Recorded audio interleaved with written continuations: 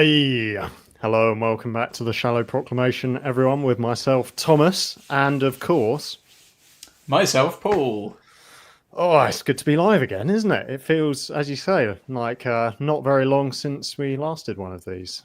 No, we've been a lot more on the ball in getting to the season 9 review than we were with season 8, and I think, well, season 7, I think, may have been the longest uh, wait after we'd actually done it. So I think we had finished season 8 by the time we reviewed season 7. I have a feeling, but Yes. Yeah. we So sort we've of just caught up. yeah, we resolved to try and be a bit more on the ball, didn't we? We did. So, yeah, no, great to have you guys with us. We've got some friends in the chat. Paul Hunter, good to see you. Rebecca Burgess, David Bull, uh, Russie the Rutan, and Pedro. Yeah, so feel free to put any comments, questions. Carl Taylor, good to see you as well. Feel free to put any comments, questions throughout in the chat, and we'll try and interact with as many of those as possible. But how are you doing, Paul? How's life? I'm doing all right, thanks. I think Christmas is just creeping up on me because we're only a week away now, obviously. Um, Oh yeah, yeah. I'm kind of I'm sort of in this odd phase because I'm off off work from school, but still teaching guitar. So I'm slightly in that sort of half work thing. So it's that kind of weird thing where in the morning you're like, oh, I've got loads of time to do things, and then you never quite do the things you need to do, and then suddenly people start turning up at your house and want you to teach them how to play guitar, Oh, which I is didn't know you massively played inconvenient. guitar. Yeah. What's that behind your head? Oh, yeah. No, I'll tell you brilliant. what I was playing today. I was playing. Go on. You probably don't know this, Thomas. You're probably too young, but I was playing a song called "Drag Racer," which is Mm. actually which is better known as the theme tune to the BBC snooker coverage. How So old are there you your go. students? That was just for my own pleasure. So Right. you No. know, I've heard that is a good tune, actually. The it's a snooker. banger. It's a banger. Like, Yeah. Yeah. and you're all right. Yeah, doing all right, thank you. Yeah, yeah. Similarly, it always sort of flies by the Advent period, doesn't it? But looking forward to Christmas, especially looking forward to some of the Christmas viewing that's going to be coming up. Moffat, Doctor Who special. I'm hoping it will be good. Also, Wallace and Gromit film. Well, Have you that's the seen big that? thing, isn't it? I mean, it's So interesting excited. because I've seen pictures of BBC have been sharing pictures on the Doctor Who Facebooks and all kinds of places, and I actually haven't looked at anything, and I haven't watched the trailer. Hang on a second, sorry, there's a strange noise. Oh, it's raining very heavily, Oh, so I got a flat roof in here, so um, yeah, I've actually avoided everything to do with it. And I don't know whether that's partly there's part of me that says like I'm just going to come into it cold and I can just watch the story with no build up to it, and that's kind of cool. And the other part of me is going, oh, was I so underwhelmed by the last season that I've just had such little interest to even be bothered? I'm not like Christmas Doctor Who. I'm like, yeah, Christmas Doctor Who. We'll see what it's like. yeah. That's an interesting one because it was fun. It was fun watching it together, and there was the odd episodes like Boom and I've actually forgotten a lot of their names. And Space Dot, Babies. Dot and Bubble I quite liked, and the first of the first part of the two-parter at the end, which Yes. was called Church on Ruby Road. Was no, that was the Christmas special. The Legend of Ruby Sunday. Yeah. Oh no, that was the final one, wasn't it? I can't remember. What was Ruby part Sun one called? Ruby Sunday still to me sounds like slang for a curry. I know it's Ruby Murray, but I just think of it. It's some kind of like curry ice cream crossover thing. Yeah, but I think I agree with you. Like in terms of how much has it kind of stayed with me since? Not especially. Have I felt a burning desire to go back and rewatch some of them? Not especially. Like it was fine to me. It was kind of fine, but it didn't kind of knock it out of the park. There were some good moments, weren't there? Like you say, the penultimate story Yeah, with the reveal of Oh, Suto it and was The stuff. Legend of Ruby Sunday, and then the second part was called Empire of Death. Yeah. Yeah. So that first part of that was really good. I really enjoyed that, and there were lots of little moments throughout that that we quite enjoyed, didn't we? Yeah. Perhaps not so much the singing and dancing routine, but Yeah. Yeah. there's always a twist at the end. But yeah, as Rebecca says, looking forward to the Christmas special. It's always exciting when there's a Doctor Who Christmas special, isn't it? Because you never know. It could be a lot of fun. You never know what's going to happen. Some of the Christmas specials, to my mind, are some of the best Doctor Who episodes. The Matt Smith one with Michael Gambon, Yeah. brilliant. What is this episode actually called? The Christmas Story? Do we know? I mean, obviously we do know, but I don't know, which is shocking. It's the shocking state of my Doctor Who fandom to not even know that. Like, Yeah, let us know in the chat. I'm sure one of someone our must know. Joy to the world. There we world. go. Yes, intriguing. Yeah, so we've got that coming up. So we'll probably react to that at some point, won't we, Paul? Maybe not as soon as it comes out, but maybe in the period between Christmas and New Year, we might get a chance to watch it. The Zwischen den Jahren, is that what it's called? Bless you. The twilight between the years or something. Paul Keywood does make a good point, especially now it's back on Christmas Day instead of New Year's Day. So actually, that is a positive for the show, isn't it? That they've got back into a top slot, so to speak. So yeah, because then they can actually make it Christmassy. Because the weird thing is, I'm one of these people who celebrates Christmas up to Epiphany, as tradition goes. But a lot of people, I think, for them, as soon as Christmas Day passes, Christmas is kind of over. And so who New Year's specials, they weren't really Christmassy, were they? I mean, did they have some decorations and stuff in? But they may have done, but I don't really remember. But I guess people don't really do the 12 days of Christmas anymore because the build up to Christmas is so insufferably long anyway that by the time shops, it starts in the garden centres, it starts in sort of September, doesn't it? Yeah, well, exactly. Like once Halloween's gone, everyone's like Christmas. So, tell you though, some people have mentioned in the comments there, the Savages is being animated. Oh yes, yeah. And that is exciting because the Savages was like one of my sleeper favourites from that season. Was it season 3, possibly? Is that the one that had the Doctor with like a table on his body pinning him down? Something like that, yeah. But we've also got the colorized 90-minute version of the War Games as well. Yes, and that's kind of a kind of slimmed down edit, isn't it? Yeah. Or all as one kind of chunk.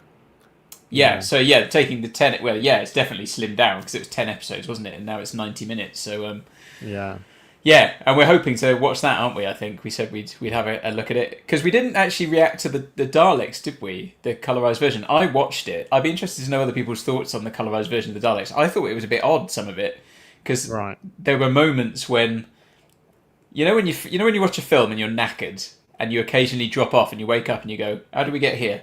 Yeah, it felt a bit like that sometimes, like it suddenly leapt from one thing to another. But I'm pretty sure I was awake for the whole thing. So. Yes.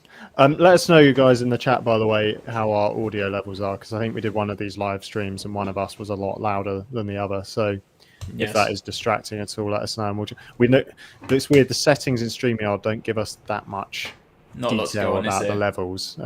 So yeah, let us know how we sound.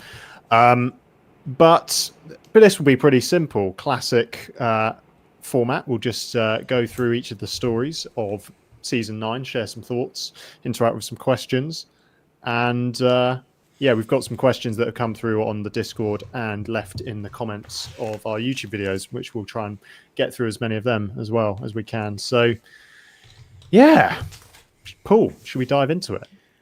Yeah, absolutely. So, I mean, the first story was Day of the Daleks. Now, remind me, Thomas, when we watched this, did you miss the title? So you didn't know until the Daleks appeared, right? I can't remember. I don't think you saw the title when you clicked on it, because I said to you, did you see the title? I think I said this. I think so, yes, I remember that. Yeah, I remember not knowing what the villain of the piece was going to be. Yeah. So, I mean, yeah, what was it like for you? Because obviously this is the first time we've seen Daleks since Evil of the Daleks, so that's sort of at the end of Troughton's second season. I was very happy. I was very happy to see Pertwee interact with the Daleks, um, because he's this kind of no nonsense doctor. He kind of holds his own in a cool way when he's with them, but you can still see the fear in his eyes and this idea that they're becoming his revered arch enemies. We of course watched the version that had updated visual effects and Dalek voices, didn't we, when we were reacting to it? Yeah, that was just I was that wasn't like- really out of choice, was it? That was just the default on BBC iPlayer happened to be that one. We didn't know until we started watching it. Yeah, yeah. And so I remember, I mean, you pointed it out at the time, but I was also like, yeah, these Daleks sound really good. Yeah, Of course they do. Because yeah, there's the Nicholas Briggs, isn't it? Yes, yeah. So he did the voices for the special edition version. Yeah, and then we Yeah. did because when we saw the originals, there you hear them, and yeah, they're very weak, aren't they? Yeah, so if we'd watched the original kind of broadcast of that story, it might have landed slightly differently. But I thought it was a solid story. I mean, it was doing a lot, wasn't it? It had a kind of time travel element. I'm actually trying to remember the plot. It seemed quite complex to me. Yeah, I mean it's basically Terminator, isn't it? So they go Yes. back to stop the war from happening. They go back to kill. Was it Reginald Stiles or something like that? So Reginald. But of course, in the process of going back, they create the events that lead to the war. That was the kind of thing, wasn't it? Like, Yeah. the bomb that goes off was never was all it was all part of it. They created their own future, so to speak. And they had those creatures that were kind of working for them, didn't they? What were The they called? Ogrons, yeah. Yeah, which I've always found quite an interesting concept. The idea of the Daleks working, kind of enslaving other beings, or getting other kind of figures to do their bidding. Yeah, I think that because we had the Robomen as well, didn't we? And I think the Daleks in Manhattan missed a trick by not having either Robomen or Ogrons instead of pig slave things. But yes, yeah, Yeah, you're right, Michael Phillips. You're correct. yeah, Terminator is basically Day of the Daleks. yeah. That's great. I mean, Yeah. you laugh, but then you do get some. You got to remember that people, probably not James Cameron, but British directors probably would have seen. Didn't we talk about one Doctor Who story where we said Ridley Scott was actually on the crew, like back in the Hartnell years or something? Yes. And did you tell me that wasn't Dalek Master Plan? Wasn't there an effect in that 2001? 2001. Yeah, absolutely. Yes, I forgot Which is about pretty that. cool. Yeah. Well, I guess what you got to remember is in those days, because you had less media because of the limited TV channels and stuff. Chances are, if you were into stuff like that, you probably watched these things, didn't you? And then if 10, 15 years later, when you start working in that realm more, if you become a director or working in TV, or film, whatever it might be, those things are probably the things you watched as a kid, which may well have been Doctor Who, are going to bleed through. So, yeah. but yeah, I mean, I like Day of the Daleks. I mean, and Paul Hunter says that it's hard to imagine the original script that had no Daleks because they understand it was a kind of last minute or relatively last minute idea to put them in. There, I see Michael Phillips has just said Ridley Scott was originally slated to be the design on the Dalek series, but was moved off at the last minute. There we go. Okay, so I knew there was. That's pretty cool, isn't it? I knew there was some kind of link there, but yeah, there's a number of things I quite like about the story, though. I mean, I do like the time travel thing because we don't get a lot of time travel related stories, like where time travel itself, or we didn't in the classic era at least, where the time travel is sort of a feature of it. And I quite like. There's something again about that there's setting. The Doctor. There's some couple of nice scenes of the Doctor sort of eating cheese and crackers and drinking brandy in the house, like Yes. which is so Pertwee, but I love it. Like it leans into it, doesn't it? And that final battle was quite exhilarating. It's much better on the special edition than on the original. It's like 3 Daleks. What did you think of? Actually, because I've seen Pedro S2000 says personally I prefer the grey ones. Oh, sorry, yeah, and because there was a question from Pedro. What do you think of the grey Daleks compared to the silver and blue ones? Because there was a redesign, wasn't it? Well, it was the first time we've seen the Daleks in colour. In fairness, Yeah, but it was still a redesign in terms of like a bit of a respray for them. What were your thoughts? I like them. I especially like the kind of goldy one with black balls. Balls, So, yeah, what are they called? bumps, Dalek bumps. Dalek bumps. Yeah, I I mean, to be honest, there aren't many Daleks because to me it just works so well in terms of the shape.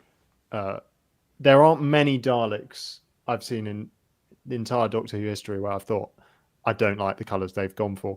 Even the really brightly coloured ones that Moffat tried to bring in the Churchill episode, I kind of Well, like them.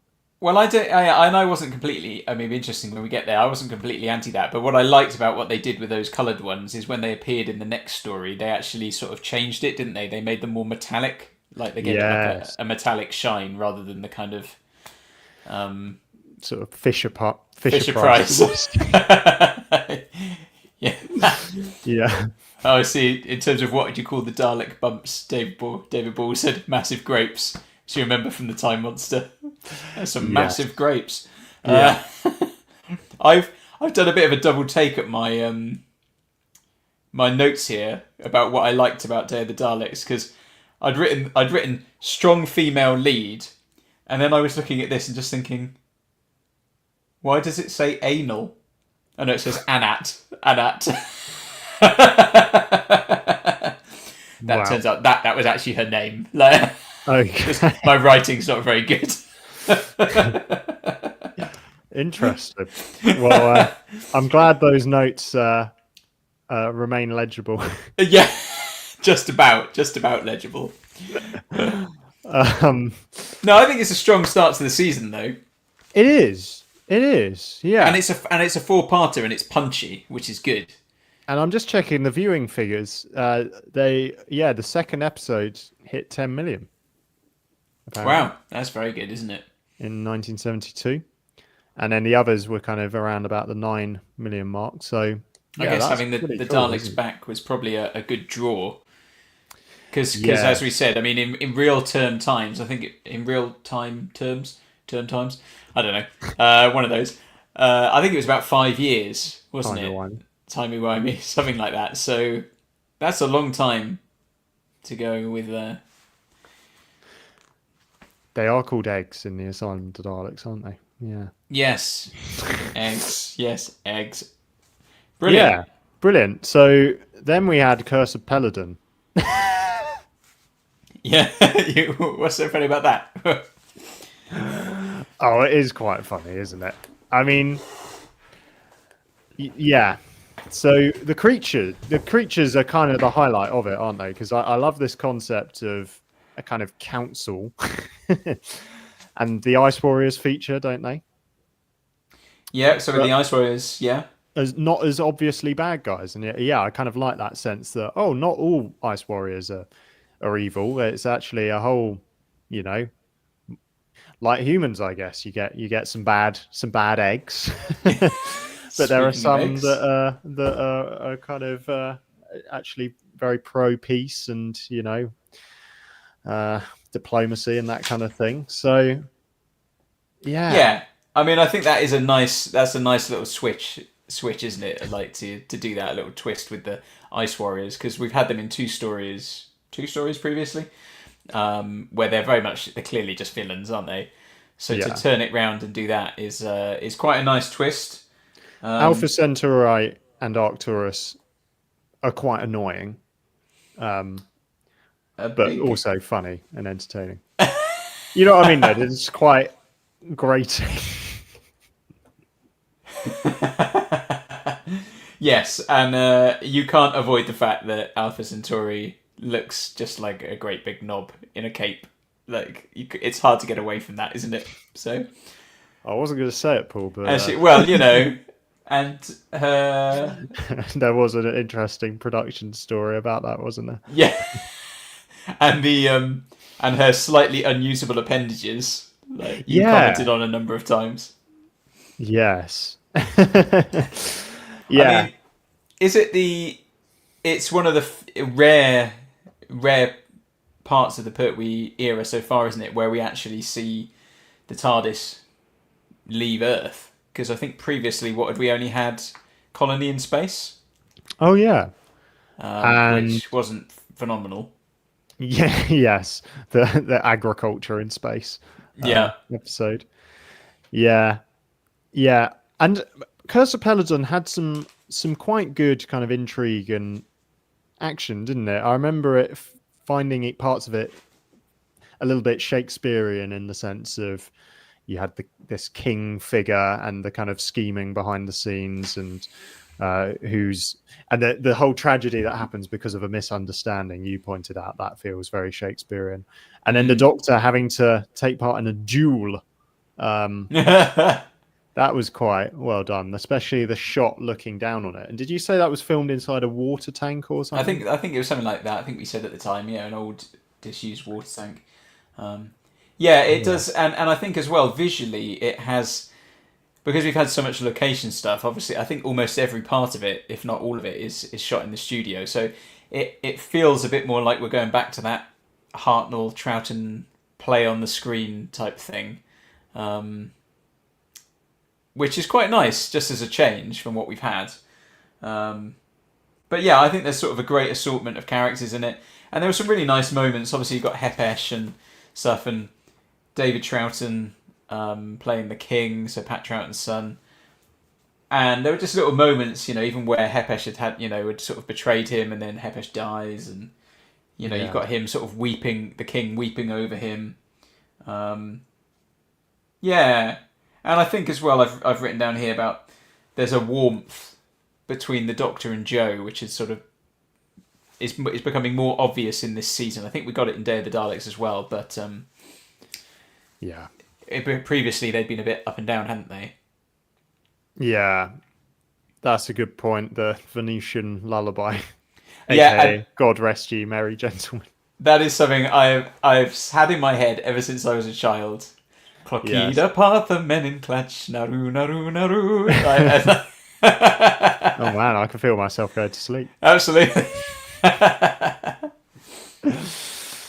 Yeah. Yeah. So a reasonable story. Yeah, Curse of and Peladon. I mean it's a funny one, Peladon, though, because I mean even in the comments here you can see it seems to divide people quite a bit. Some people love it, and some people are a bit like, nah, I can't be bothered with all this rubbish. Let's rub people's noses out just how awful reaction is. Yes. Yeah. But yeah, I mean, quite a nice little piece. And again, another punchy four-parter, so that's always good. Yeah. Yeah. No, so a strong start to the season with two four-parters, Day of the Daleks, bringing back the most iconic villain, and then Curse of Peladon, actually taking the Doctor, Pertwee's Doctor, off Earth and giving us a lot of interesting aliens and conspiracy and that kind of thing. Two very different stories as well, different settings, which is nice. So Yeah, totally. So then we had the Sea Devils, which, of course, is a villain that I have encountered in the modern era. yes, the legends that they were. And I think what was helpful about that is that lowered my expectations to the floor for coming into this. Yeah, And this was really good. yeah. I mean, I was thinking about this earlier when I was driving home, and I was thinking about obviously we're doing this tonight. And I wonder how much of my enjoyment of the Sea Devils is coloured by the fact that it was one of my first exposures to Doctor Who during the repeats in the early 90s.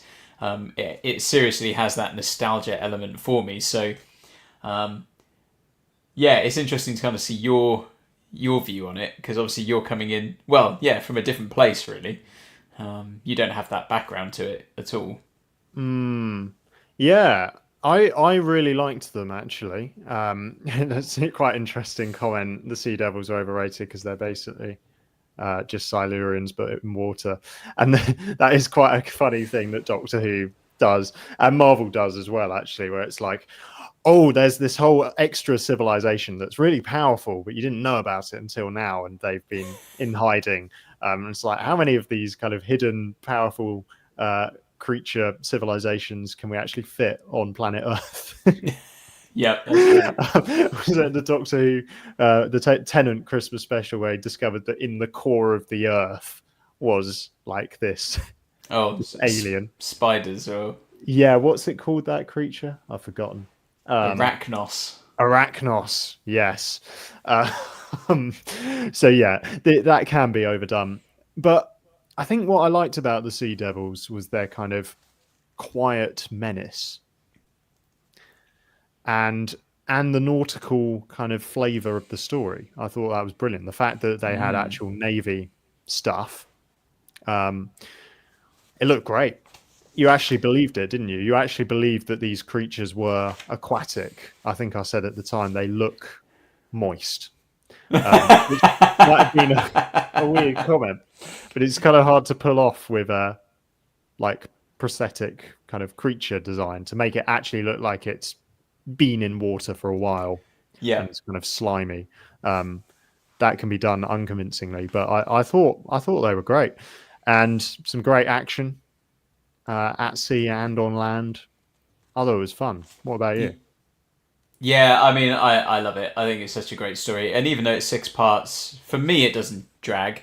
And I think there's all the stuff you've said so far, the nautical stuff, the fact that you've got footage, obviously real Navy stuff, but they've also used new special footage that they've shot with the Navy for it. Just gives it a great feel. It's a really super solid kind of location, Pertwee location style one, isn't it? With the military, with the Navy base and the prison and all that stuff. Yeah.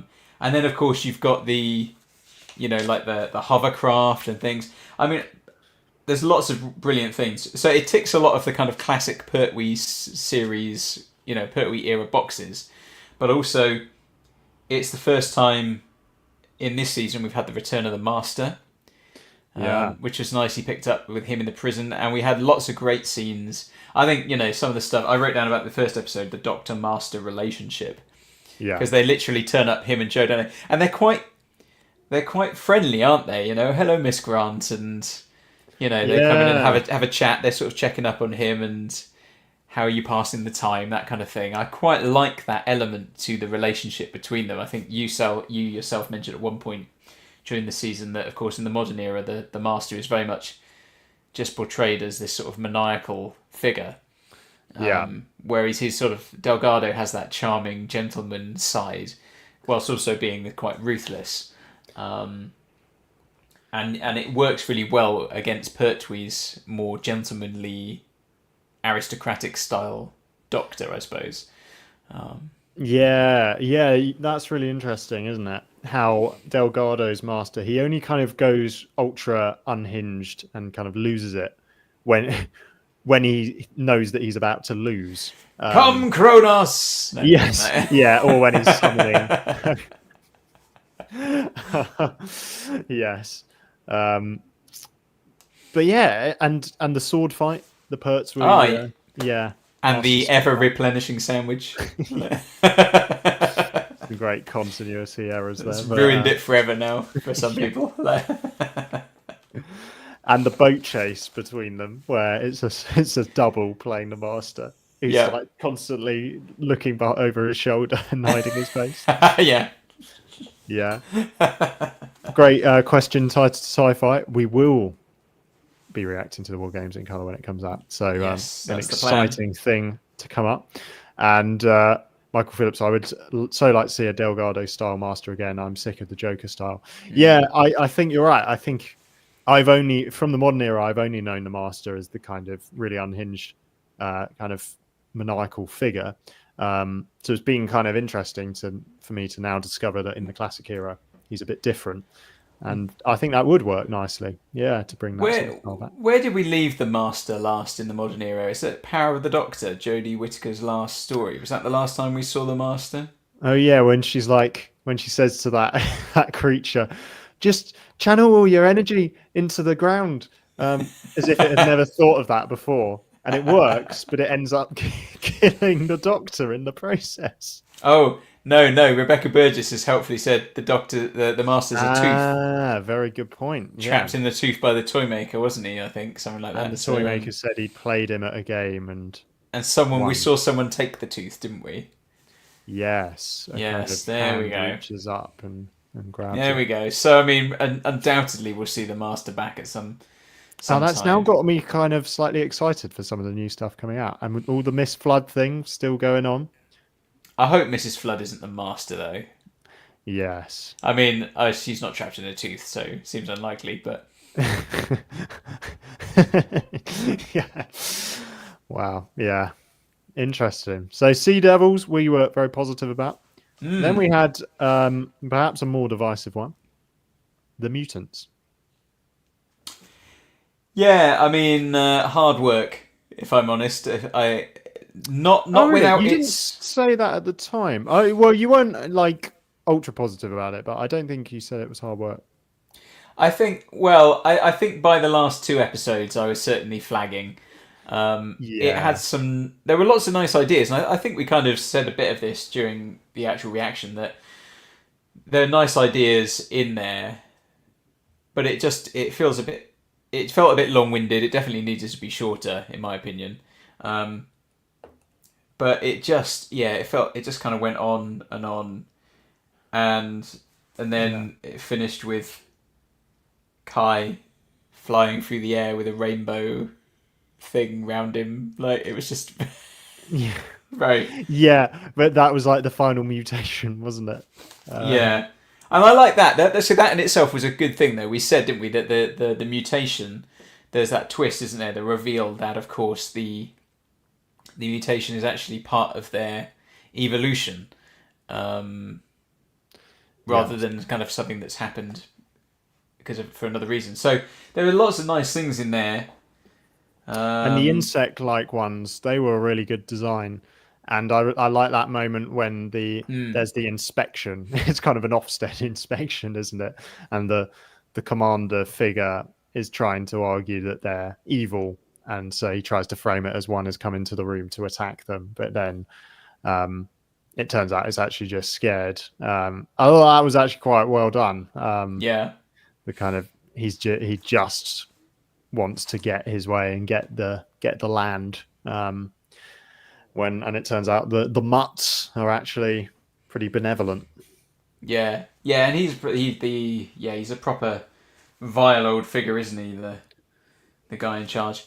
Um, I do agree, though. Rebecca Burgess said, "I love when Pertwee says he's quite mad." I actually written that down on episode 6. It's all Yes. right, investigator. He's quite mad.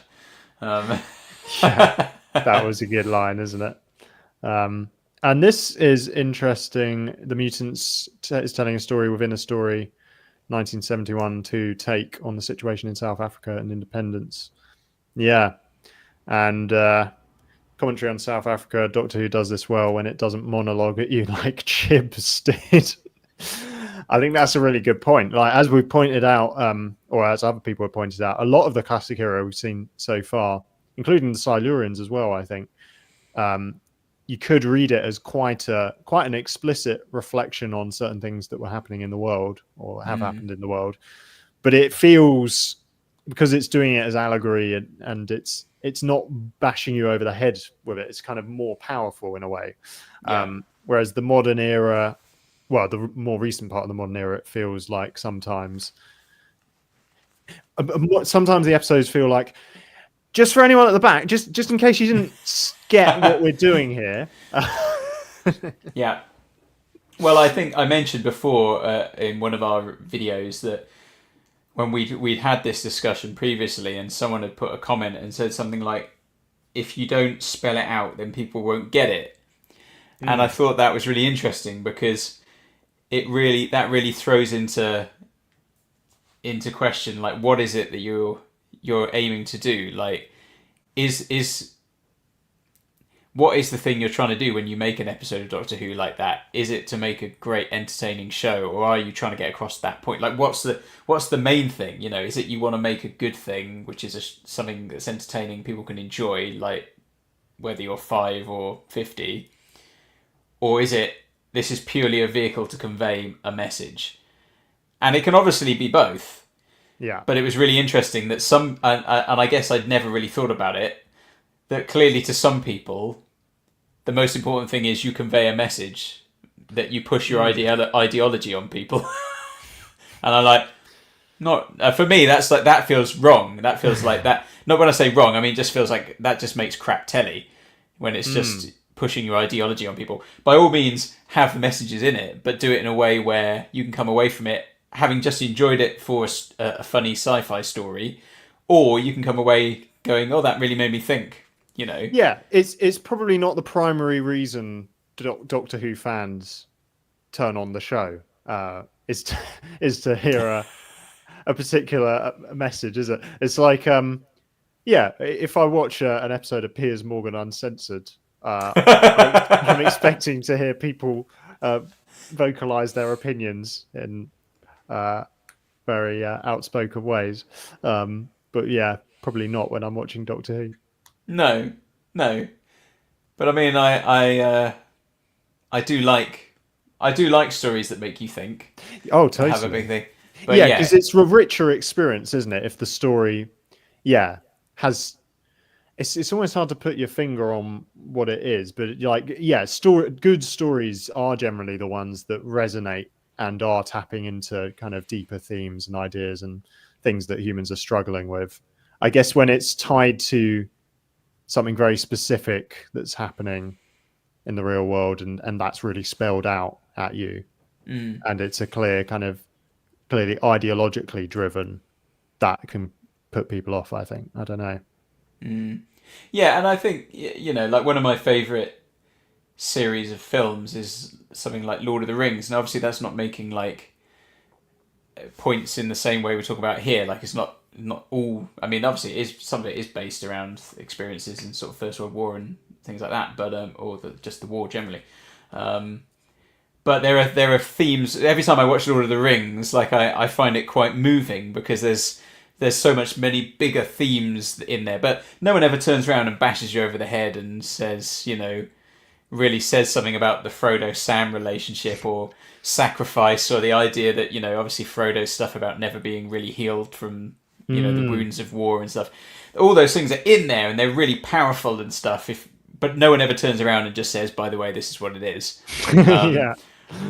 It's almost like, if a magician revealed the magic trick, how they did the trick. Yeah. It would be really, it would just be so jarring if, when Frodo's like, rubbing his shoulder at the end and says it's never really, it's been 4 years to the day since Weathertop, it's never really healed. Just like the soldiers in the trenches in the First World War, Sam. Like, all those people who came back from war, but they never really came back. Like, Maybe one day on this earth there will be a war, and there will be other people who do not heal. We know, don't we? Oh, yes. dear. Yeah. Brilliant. So I enjoyed the trippy stuff in that story. I mean, the butterfly weird mutation thing at the end was a bit didn't quite land, ironically. But some of the stuff on the planet where they went into that room and there was that kind of bright white figure, I kind of enjoyed that. The CSO just on steroids. Now, I'll tell you what, that's just, now you said that about that white figure, I'll tell you what that's really reminded me of now. I think I may have said at the time something that it reminded me of, but it wasn't this. This kind of like weird kind of environment, when you find yourself in like a weird different environment and there's a glowing figure. I don't know if you ever watched the reimagined or the rebooted Battlestar Galactica series.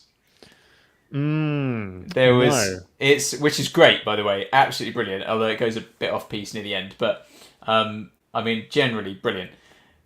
But there's some stuff like that where you have these figures who are, you don't know who they are. You're waiting for the reveal of who these figures are, and they're just sort of these bright shining figures. It just reminds me of that, actually. But it gives you that, it's very mysterious, so.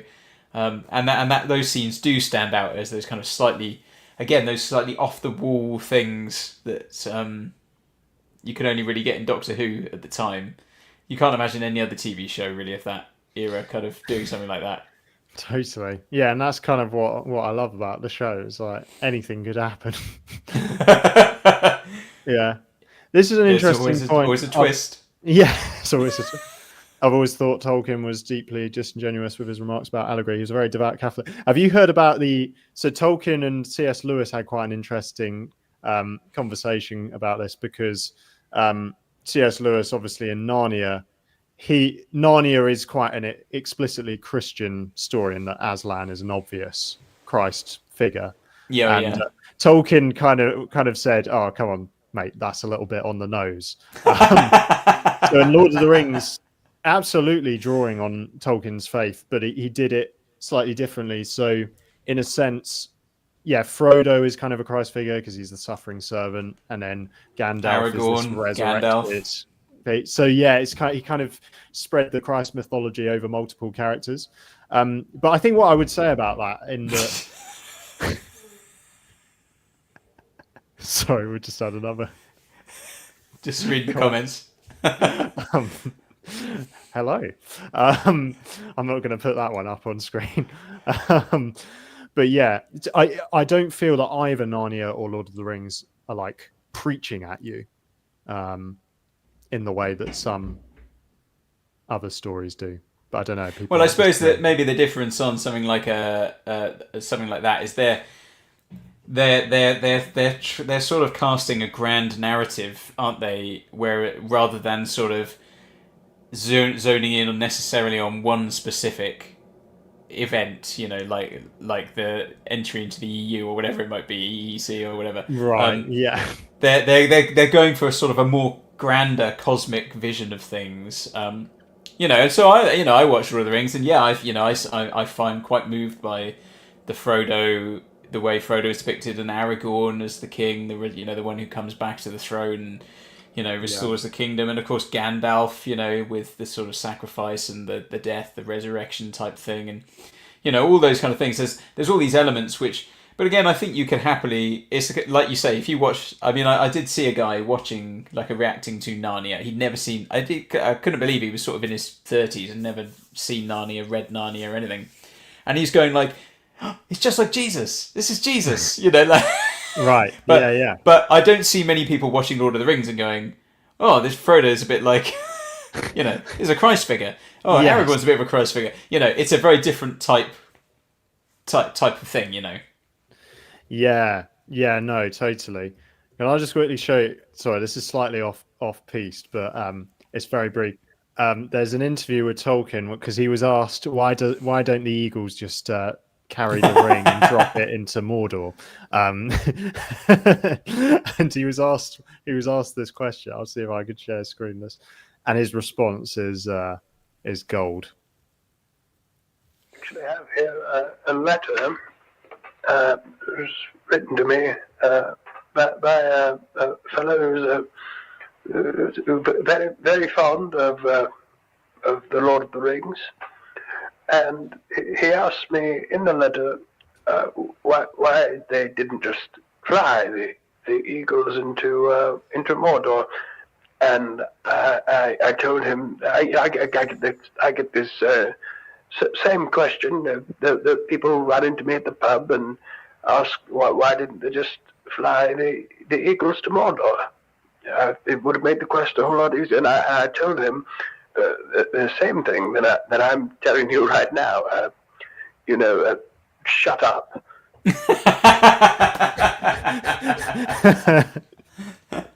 Brilliant. That's great, isn't it? Anyway. Yes.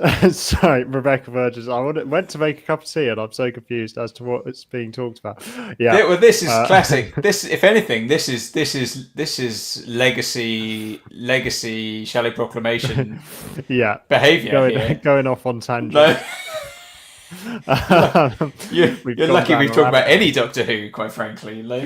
We've gone down a rabbit hole, or should I say a wormhole. Brilliant. Should we talk about the Time Monster? Absolutely. So, Where to Tom. begin? Well, Tom Tit. I thought mean, it was a blast. This story, wasn't it? I think it was a blast, quite frankly. And I did say at the end of episode 1 that was the most fun I'd had watching Doctor Who for a long time.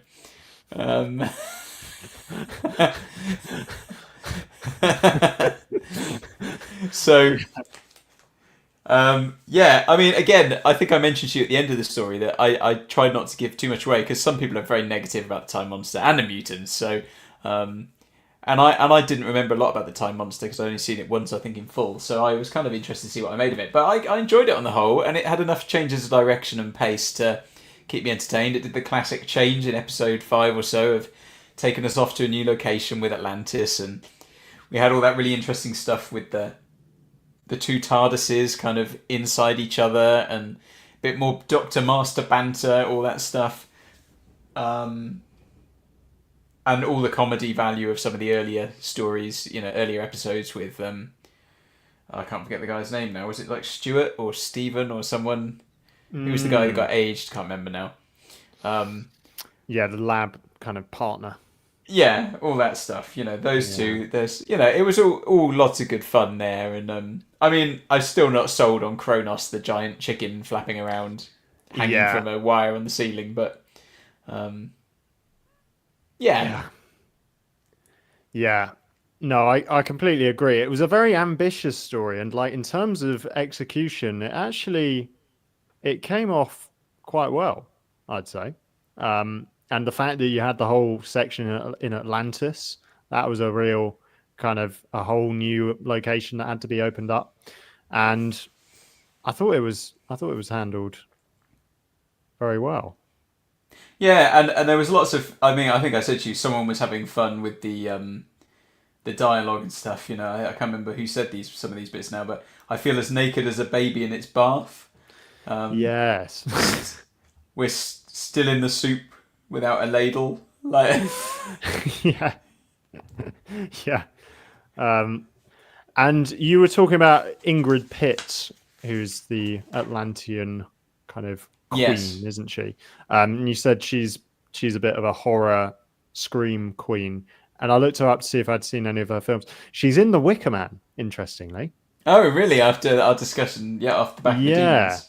A small part apparently. But yeah, I thought that was pretty cool. Yeah, and we also had so that's, I guess, you would have been quite a big figure to have in the story, like at that point, like a big name to get in. And The Wicker Man was 73, so similar time. Yeah. Yeah, actually, yeah. And then, of course, in this story, we had the redesigned TARDIS interior, didn't we? That didn't actually appear, never appears again, but has a sort of novelty, a novelty factor because of that, perhaps, at least in my mind. Yeah. Someone said different roundels. Yeah. Yeah. Someone described it like the washing up bowl TARDIS, like. Yeah. But I'd said in the reaction that I'd read that Barry Letts didn't like the design and then it got binned. But a lot of people said in the comments that apparently it sort of warped in storage somewhere and so they couldn't use it again. So I'm not really sure quite which one is true. Probably that second one because lots of people said it. But I mean, I wasn't dead against it. I think, like I say, it has its charm. So. And for ones that the washing up bowl. Yeah, it was probably Paul Hunter who said it, in fairness, in the original comments. So. And I like the high stakes at the end where we thought, oh, we're going to lose the Doctor, the Master, and Joe. And Joe kind of takes a real risk in pulling the lever there. But then, of course, Kronos is then released and they're spared. And but I enjoyed the tension and the stakes of that showdown between the Doctor and the Master at the end. Mm. Yeah, I mean, I think actually, if someone said to me like, "Oh, should we watch the Time Monster?" I'd probably go, "Yeah, all right." I could. If someone said to me, "Should we watch the Mutants?" I'd probably be like, "I'd rather not."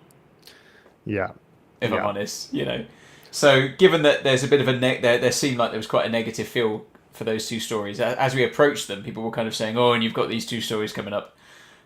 Actually, I've come away from that final story being like, yeah, that's actually all right. I've quite enjoyed it. Take it for what it is. Just let it be what it is, and it's fine.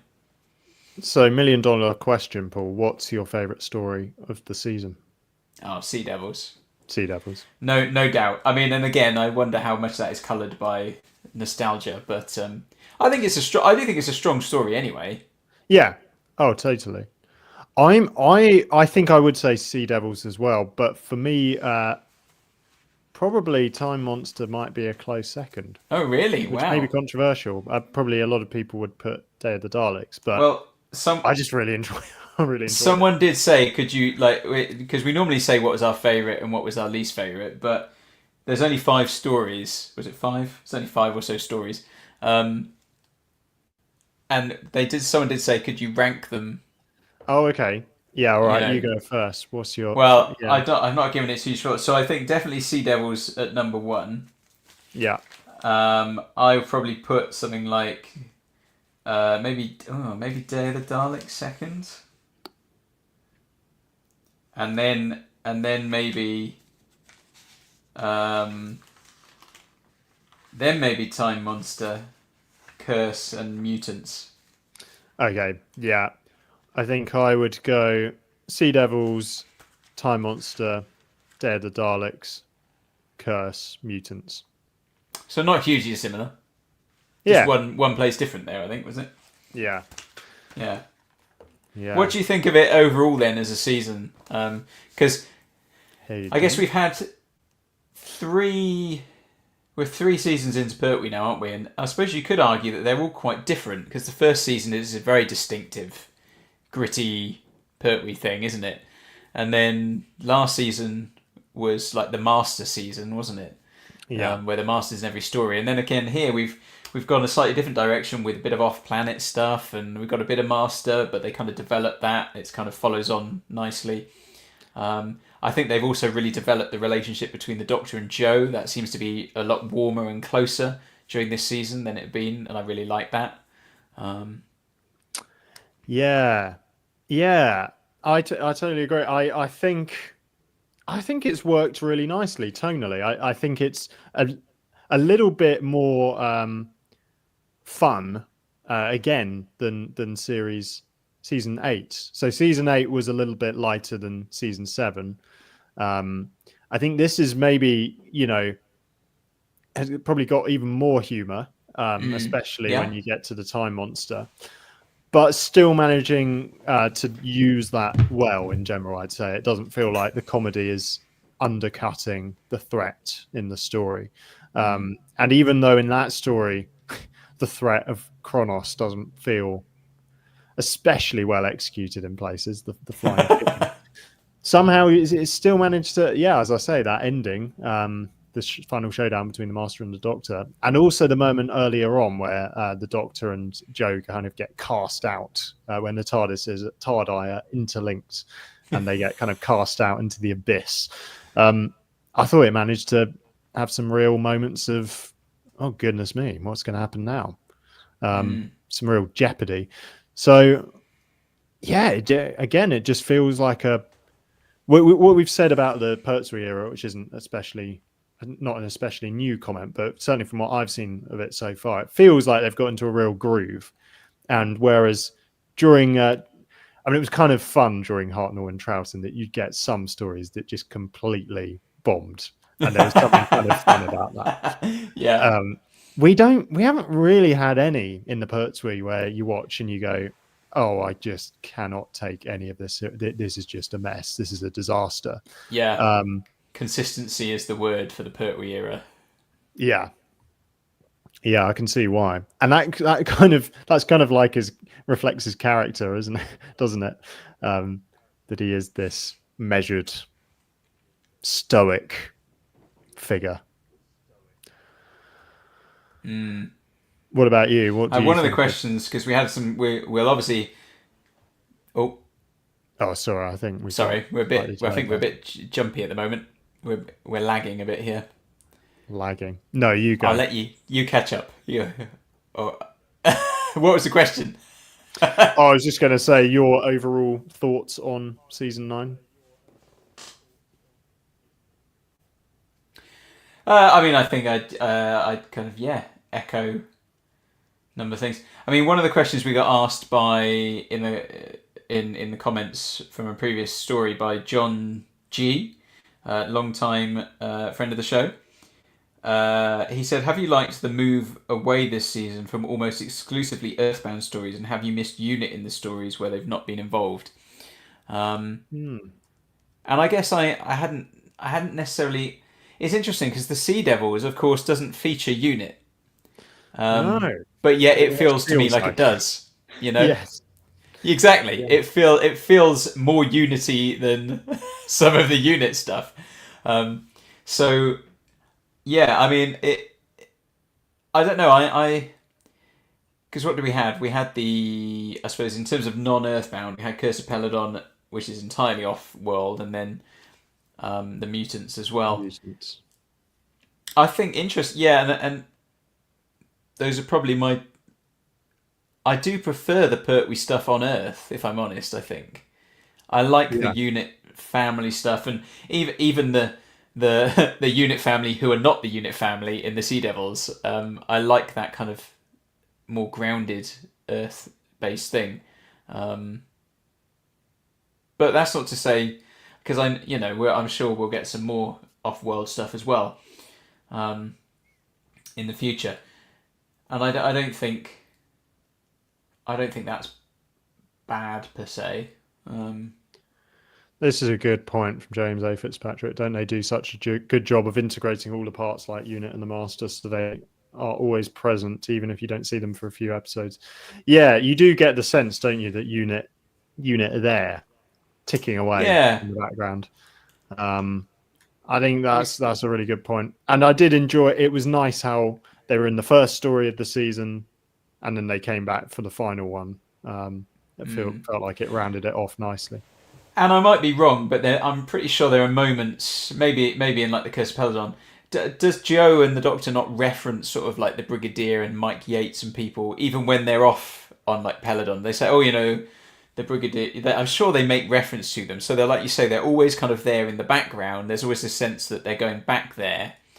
It's not like the modern era of UNIT where the UNIT literally pop in for a story and then they're gone. This is, the UNIT is the home ground, isn't it, for the Third Doctor? And everything else is just a quick pop out and then back again to UNIT, so to speak. Yes. So, yeah. And I like that. I really like that. There's a coziness to it that I quite like, and a familiarity. Yeah.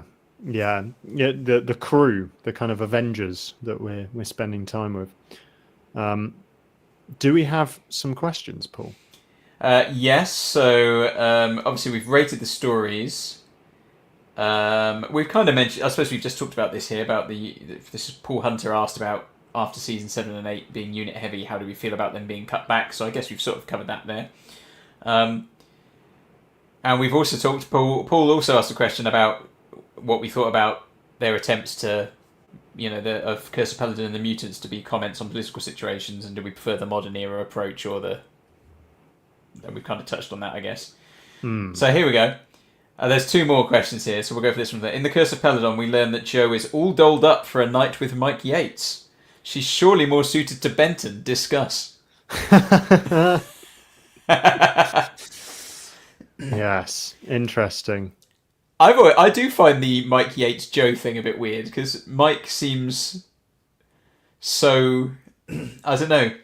It always seems odd that he's the higher ranking person, because he always seems a bit sort of a weak figure to me.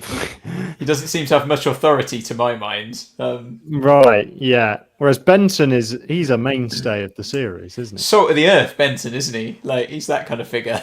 Yeah. I mean, yeah. And he's turned into a baby, but he comes back for it. Yes, yeah, absolutely. Yeah, in his birthday suit right at the end there. Yeah. Yeah, so are we Team Benton as well? I think I'm definitely Team Benton on this one, yeah, without a doubt. So, now, Thomas, I don't know if this is going to work, because I forgot we're not on Zoom. Am I able to share a screen with you?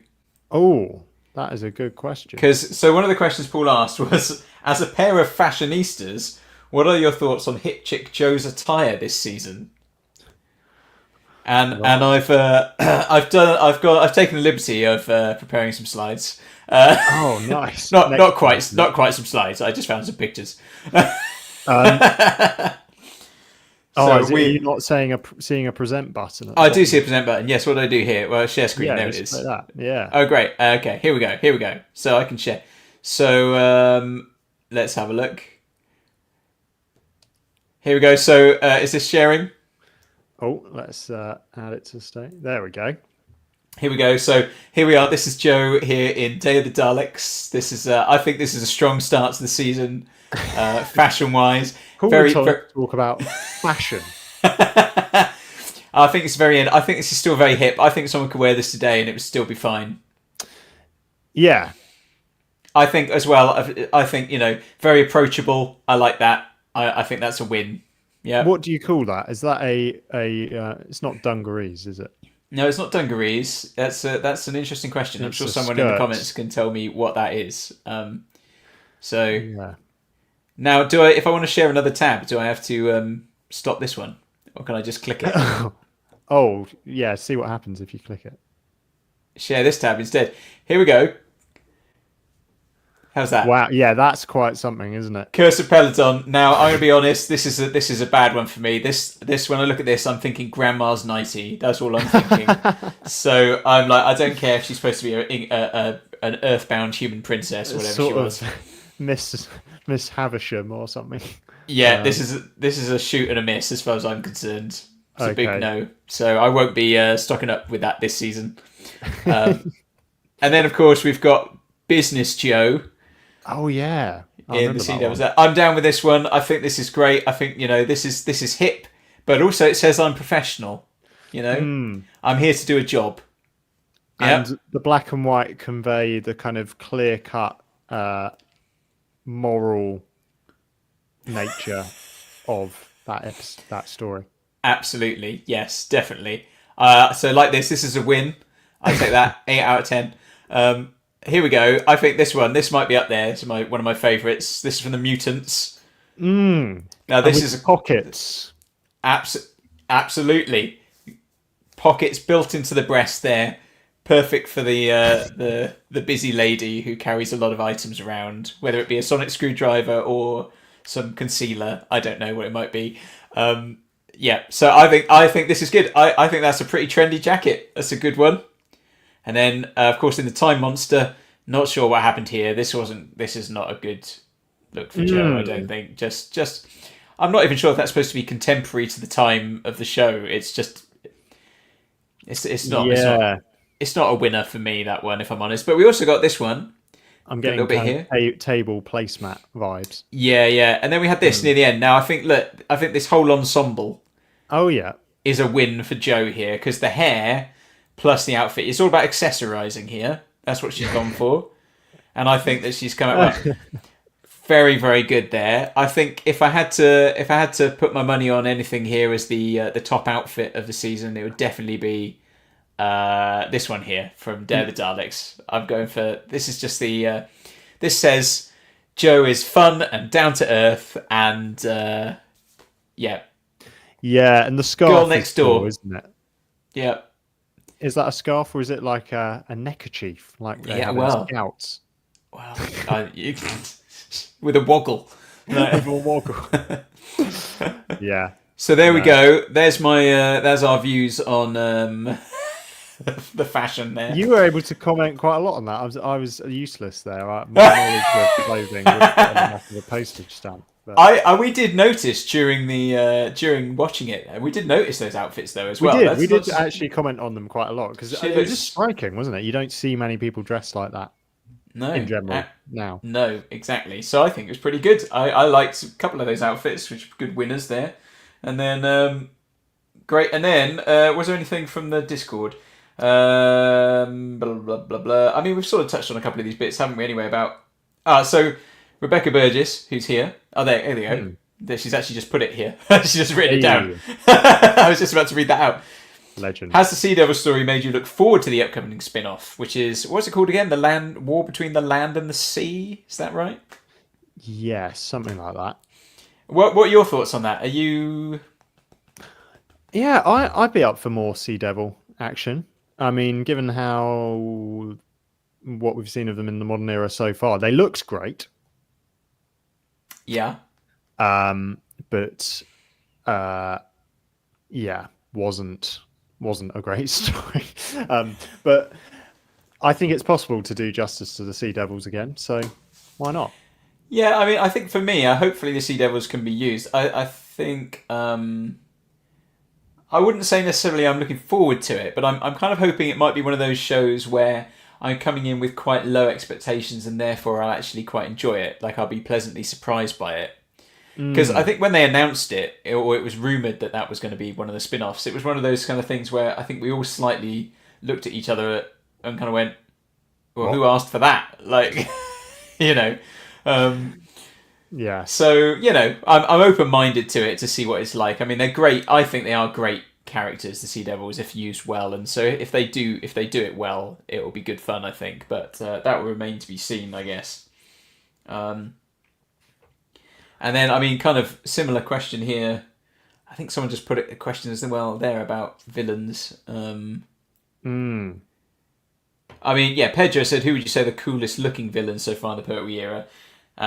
Kit Kat Eater on Discord said, any villain or enemy standing out as a particular favourite this season? So slightly different questions. One about anyone standing out this season, and one about kind of coolest so far of the Pertwee era. Ooh. I think of this season, yeah, the Sea Devils probably do stand out. Yep, I think that's to fair. me. And then from the entire Pertwee era, that's a good question, actually.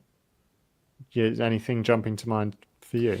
I mean, I guess just in terms of visually, the two things that pop to mind straight away are the original, bless you, the original Thank you. Autons Yes. and Azal in the Demons. The demons, yes. Yeah. So I'm trying. Ambassadors of Death, found I found them quite creepy, actually. And You particularly don't the get reveal much. we had of the face. Yeah. And Inferno, the kind of furry dudes. Yeah, the Primords, yeah. Yeah. Now, There's been some good ones.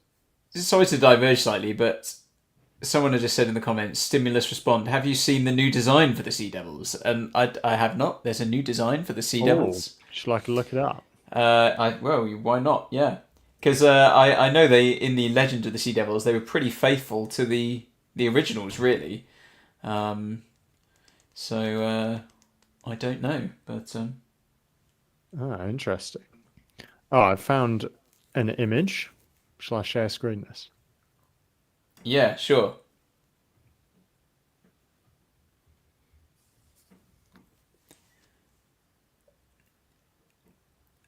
So is that from the new series, or is this from Legend of the Sea Devils? Or That's a good question. well, I mean that says under there, War Between the Land and Sea.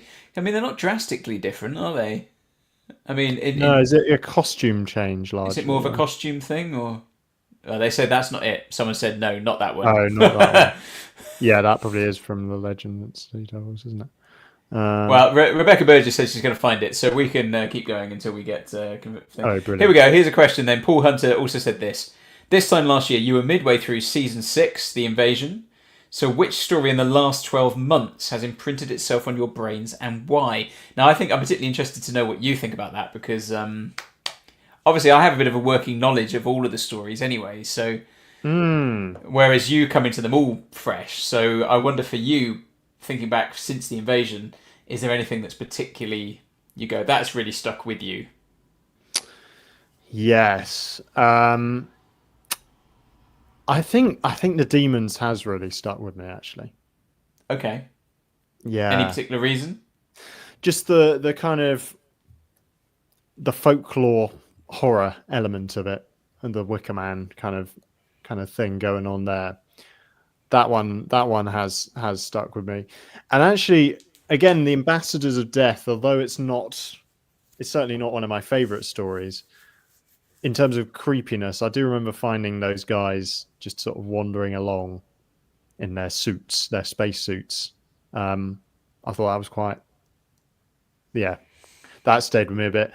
The Autons coming out of the shop window as well, seeing that Yeah. for the first time. Yeah, those have been a few moments that have kind of lodged themselves in my mind. But what about you? Yeah, I mean, I think the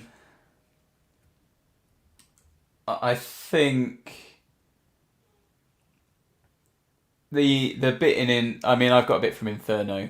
I think the death of the parallel universe world, parallel Earth in Inferno is genuinely disturbing. Yes.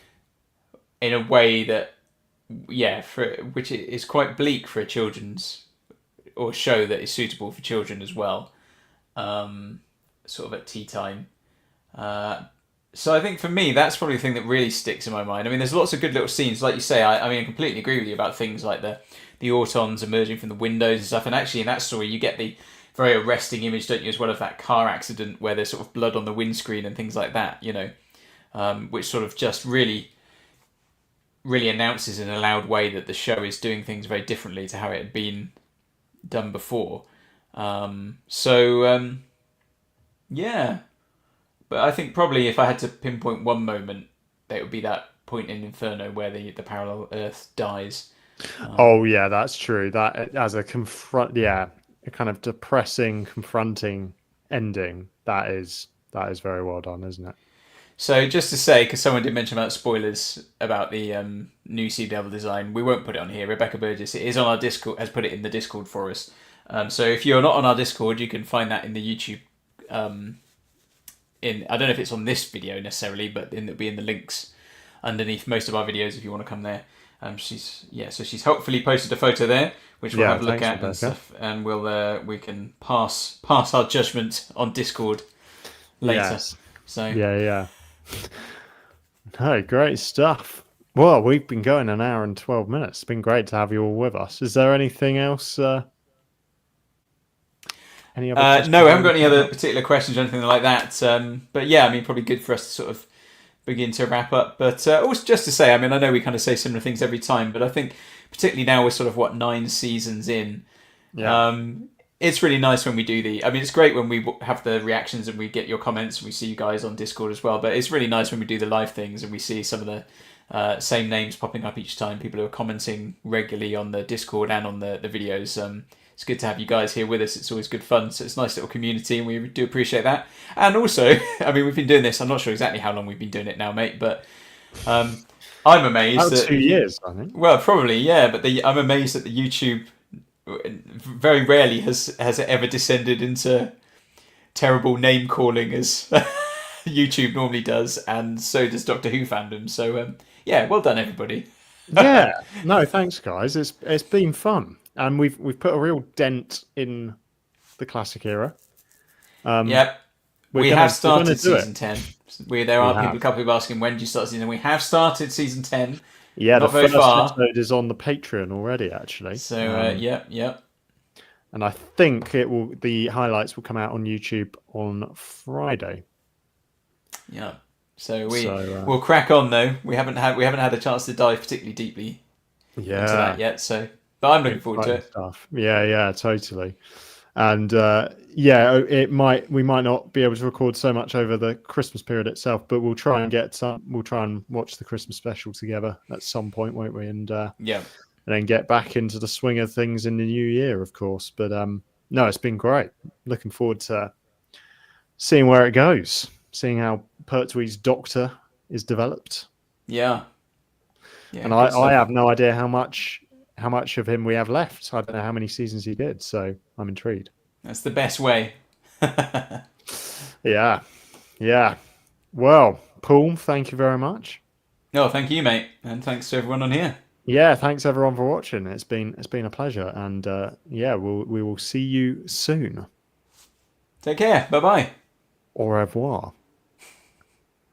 So much to look forward to in general. Indeed, there is. Bye. Merry Christmas. Merry Christmas.